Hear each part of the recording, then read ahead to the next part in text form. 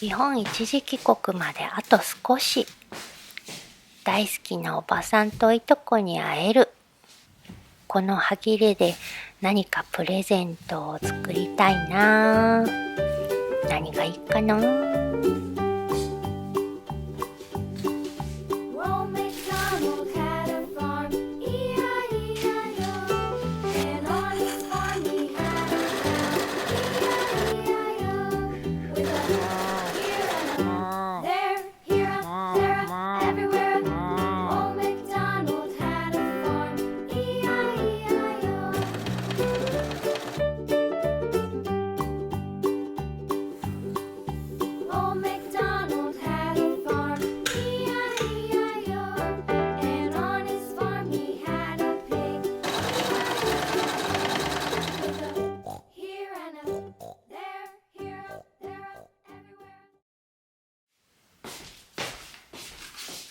プレゼントのパッチワークの小物。こんな感じがいいかな。この間ロスで買った生地のこの奥様と女の子を主人公で活かしたいな。やっぱりポーチがいいかな。おばさんといとこは仲良し親子だからお揃いのようなデザインがリンクしたものにしよう。ファスナーの在庫をチェック。ちょうどいい長さのはあるかな。ありそうだね。よし。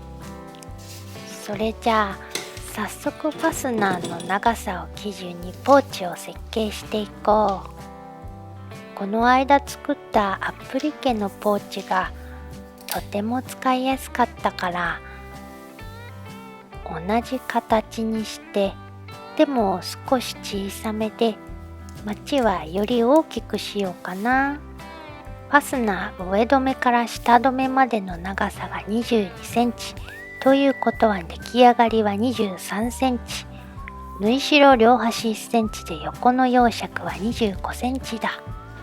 縦のサイズは奥様と女の子が入るようにしたいから周りの生地のバランスを見つつ、縦は15センチぐらいあるとちょうど良さそう。底のマチは7センチにしよう。だいたいこんな感じで、マチは三角だね。型紙を作っていこう。